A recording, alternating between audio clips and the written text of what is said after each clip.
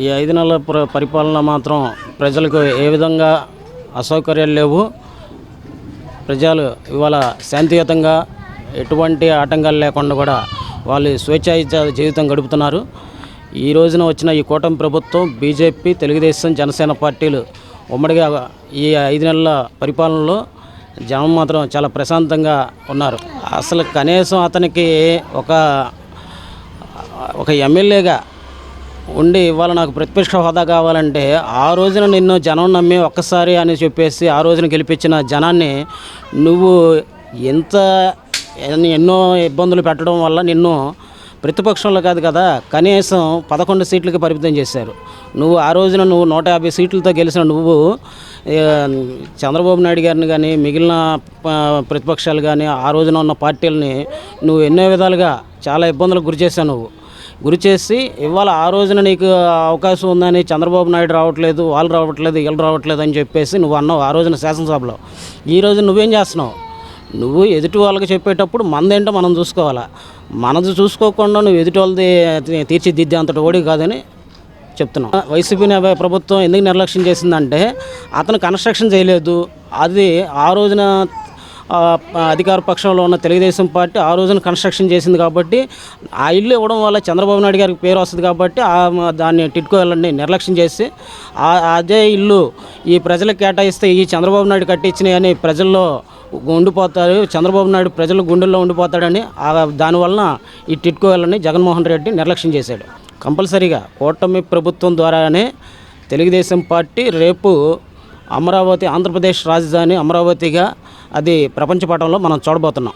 వాళ్ళ గురించి మనం మాట్లాడాల్సిన అవసరం లేదంటే పోసాని కృష్ణమురళి గారు ఆ రోజునేమో చంద్రబాబు నాయుడు గారి గురించి కానీ నారా లోకేష్ గారి గురించి కానీ ఆ రోజున రాష్ట్ర అధ్యక్షులు మన అచ్చెన్నాయుడు గారి గురించి కానీ ఇష్టారీతిని మాట్లాడేసి ఇవాళ ఏదో నేను రాజకీయాలకు శాశ్వతంగా దూరంగా ఉంటాను, నేను రాజకీయాలు మాట్లాడినా ఆ రోజున మరే ఇదే పోసాని కృష్ణమురళి నువ్వు సినిమాలు తీసుకొని నువ్వు డైరెక్టర్లు చేసుకొని నువ్వేదో నీ భవిష్యత్తు చూసుకోకుండా నీకెందుకే రాజకీయాలు? ఆ రోజున ఏంటంటే జగన్మోహన్ రెడ్డిని చూసుకొని వీళ్ళ ధైర్యం. ఈరోజు అదే జగన్మోహన్ రెడ్డి అధికార పక్షం కాదు కదా, కనీసం ప్రతిపక్షానికి కూడా అవకాశం లేదు. అందువలన అతనికి ప్రతిపక్ష హోదా లేదు కాబట్టి ఇవాళ అతను అసెంబ్లీకి రాలేకపోతున్నాడు. కనీసం 11 సీట్లతో గెలిచిన జగన్మోహన్ రెడ్డి ఇవాళ నువ్వు ప్రభుత్వం ఇచ్చే జీతాలతోటి మీరు ఆ ప్రభుత్వాల ప్రజా ధనాన్ని మీరు దుర్వినియోగం చేస్తా ఆ డబ్బును మీరు అనుభవిస్తున్నారు. కానీ ప్రజలకు మీరు ఏమీ వదిలేస్తున్నారు? ప్రజలకి అక్కడ సమస్యలు మీరు 11 సీట్లు గెలిచారు. రాష్ట్రం గురించి అదే ఓకే. ఇప్పుడు రాష్ట్రం అనేది నెక్స్ట్ నీ నియోజకవర్గంలో నీ కాన్స్టిట్యున్సీలో 11 సీట్లతో గెలిచిన ప్రజలైనా సరే కనీసం నువ్వు ఏదో అభివృద్ధి చేస్తావనే కదా, ఏదో ఒకటి చేస్తావు అనే కదా నేను 11 సీట్లు ఇచ్చి గెలిపించారు. కనీసం నువ్వు డెవలప్మెంట్ చేయలేదు, ఏమీ లేదు. ఇవాళ నువ్వు మళ్ళీ ఏంటంటే చంద్రబాబు నాయుడు గురించి, పవన్ కళ్యాణ్ గారి గురించి ఇలాగ నువ్వు ఇష్టం వచ్చినట్టు ఇష్టారీతిని మాట్లాడుతున్నావు. రామ్ గోపాల్ వర్మ వ్యాఖ్యలు ఏంటంటే మరీ నీచంగా ఘోరంగా ఆ రోజున నారా చంద్రబాబు నాయుడు గారి గురించి కానీ నారా లోకేష్ గారి గురించి కానీ కింజారపు అచ్చెన్నాయుడు గారి గురించి కానీ ఆ రోజు నువ్వు సినిమాలు తీసావు. ఏమని వైఎస్ వివేకానంద రెడ్డి హత్య కేసులో నారావారి రక్త చరిత్రని తీసావు. ఇవాళ నువ్వు మళ్ళీ తెలుగుదేశం పార్టీ ఈ రోజున అధికారంలో ఉందని నీకేదో నోటీసులు ఇస్తుందని జై తెలుగుదేశం అంటున్నావు. అంటే దేనికి? మరి ఆ రోజున నువ్వు అదే చంద్రబాబు నాయుడు గారిని, లోకేష్ గారిని నీచంగా ఘోరంగా నువ్వు చూపించి ఈరోజు జై తెలుగుదేశం అంటే ఎవరు నమ్ముతారు?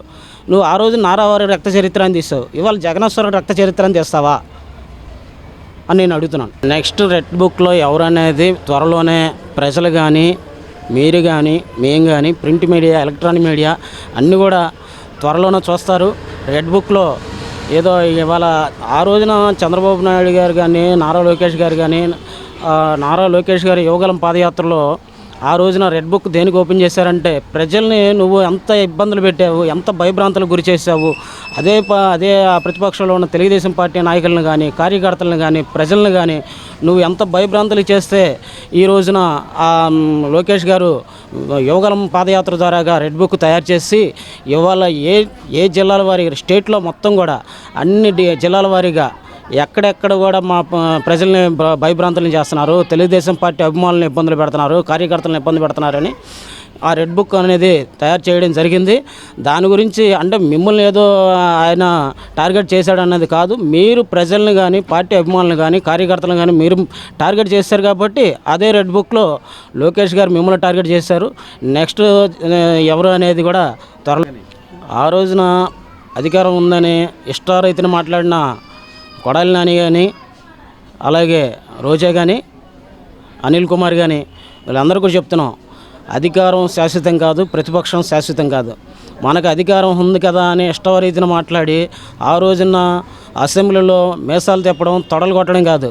ఈ రోజున అదే మీసాలు తిప్పిన అనిల్ కుమార్ యాదవ్ కానీ కొడాలి నాని కానీ వీళ్ళు ఏంటి ఏమైపోయారు, వీళ్ళు ఎక్కడికి వెళ్ళారు, వీళ్ళు ఎందుకు సారీ చెప్తే ఇప్పుడు ఒకటేనండి. ఇప్పుడు ప్రజలు చూశారు, నువ్వు మాట్లాడిన భాష అంటే నువ్వు అసలు ఎంత వరస్ట్గా మాట్లాడావంటే ఒక దుర్మార్గంగా నీ ఇష్టం వచ్చేటట్లు ఏదో బూతులు మాట్లాడు, బండ బూతులు అంటే నీ ఒక్కడికే వచ్చా, శాసనసభలో నీ ఒక్కడికే వచ్చా, మిగిలిన వాళ్ళకి ఎవరికి రావా? కానీ ఏంటంటే అది తెలుగుదేశం పార్టీకి సభ్యత సంస్కారం అనేది తెలుగుదేశం పార్టీ ఆ రోజున అన్నగారు నందమూరి తారక రామారావు గారు ఆ రోజు నుండి ఇచ్చిన క్రమశిక్షణ వల్ల అదే అడుగుజాడల్లో ఇవాళ రాష్ట్ర ముఖ్యమంత్రి చంద్రబాబు నాయుడు గారు కూడా తెలుగుదేశం పార్టీ కార్యకర్తలు కానీ అభిమానులు కానీ అదే రీతిలో ఉన్నారు.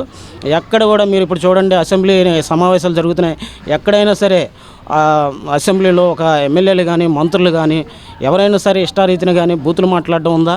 ఆ రోజున నువ్వు అధికారం ఉంది కదా అని జగన్మోహన్ రెడ్డిని చూసుకొని మీరు మీసాలు తిప్పడం, తొడలు కొట్టడం అన్నీ చేశారు. అదే అనిల్ కుమార్ యాదవ్ కానీ కొడాలి నాని కానీ ఇవాళ ఏరియాల్లో అది కరెక్ట్ కాదు.